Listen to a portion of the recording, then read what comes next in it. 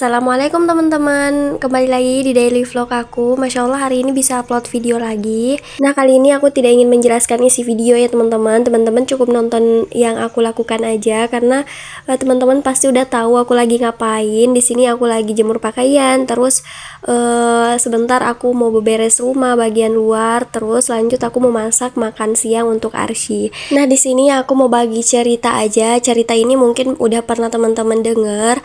Tapi nggak apa-apa, aku ulang kembali ya. Ini cerita tentang kisah dahsyatnya doa seorang ibu bisa mengubah takdir anaknya.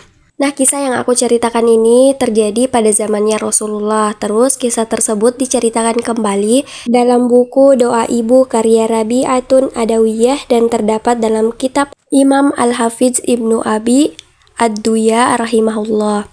Berdasarkan riwayat dari Anas bin Malik radhiyallahu anha, beliau mengatakan bahwa suatu hari ia dan beberapa orang menjenguk anak muda dari kalangan Ansyar yang tengah sakit. Anas dan yang lainnya tidak meninggalkan anak muda tersebut hingga ajal tiba. Kemudian mereka menutupi wajahnya dengan kain. Sedangkan di samping kepala anak muda tersebut terdapat ibunya yang sudah lemah. Untuk menghibur ibu tersebut, mereka berkata kepadanya, "Berharaplah pahala dari Allah atas musibah yang menimpamu." Kemudian ibu itu bertanya, "Apakah anakku sudah mati?" "Ya," jawab mereka. Mendengar hal itu, sang ibu lantas berdoa kepada Allah, "Ya Allah, Engkau tahu bahwa aku pasrah kepadamu dan berhijrah kepada Rasulmu dengan harapan agar Engkau berkenan menolongku dalam setiap kesulitan. Ya Allah, janganlah Engkau timpakan kepadaku musibah ini pada hari ini." Lalu dibukalah kain pada wajah anak tersebut dan ternyata ia hidup kembali.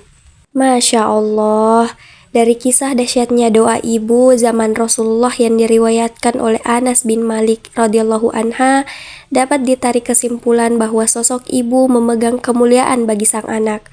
Mengutip buku Ajak Aku ke Surga Ibu karya Rizam Aizid, dalam Islam dijelaskan bahwa kedudukan seorang ibu lebih tinggi dari ayah. Bahkan, seorang ibu yang meninggal karena melahirkan termasuk ke dalam mati syahid. Hal ini berdasarkan sabda Rasulullah SAW yang artinya, "Tahukah kalian siapa orang yang mati syahid di kalangan umatku?" Beliau menjawab, "Orang yang mati syahid di kalangan umatku cuma sedikit.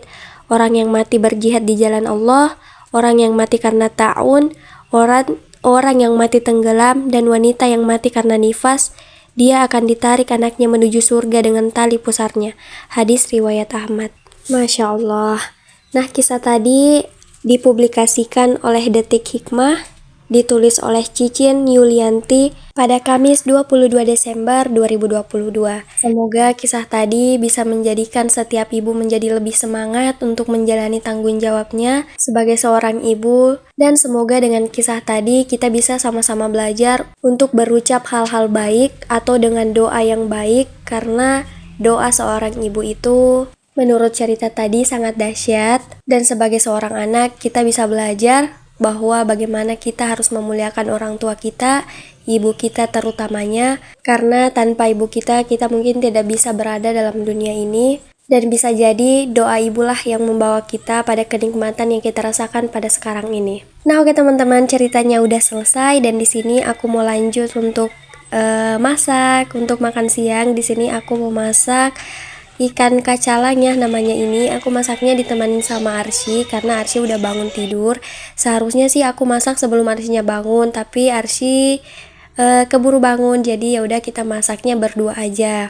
Jadi aku tuh kalau mau masak untuk makan siang aku sama Arsy, aku tuh nggak terlalu ribet-ribet gitu loh teman-teman, karena selain aku nggak bisa ribet-ribet, aku tuh juga nggak terlalu pinter masak gitu. Aku tuh pinternya yang kayak gini-gini aja. Nah ini aku tuh kasih bumbu cuman pakai garam sama micin aja. Terus tadi aku kasih asam jawa, terus ini tambahin kunyit lagi. Kalau teman-teman ada saran buat aku, misal mau koreksi cara masak aku boleh, cuman jangan terlalu ngehujat ya teman-teman, karena setiap orang itu punya cara masaknya masing-masing. Yang penting keluarga kita suka. Nah ini kompornya udah aku nyalain, terus lanjut aku mau masak nasi karena ternyata nasi aku tinggal dikit. Aku nggak sadar tadinya, jadi di sini aku mau langsung masak.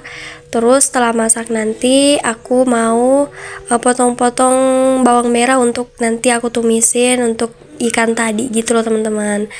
Nah teman-teman bisa lihat sendiri ini rice cookernya udah buluk sih sebenarnya, tapi masih dipakai sampai sekarang. Itu tadi rice cookernya udah ada sebelum aku menikah. Pokoknya aku tuh masih kecil-kecil banget gitu, terus dibelilah rice cooker itu. Nah lanjut di sini yang seperti tadi aku bilang, aku mau tumis ini bawang merahnya. Oh ya teman-teman, mohon maaf karena di sini aku nggak pakai tripod, terus aku pegang aja gitu kameranya. Terus di sini sambil gendong Arsy juga. Jadi tangan aku menggendong sambil pegang kamera gitu loh teman-teman.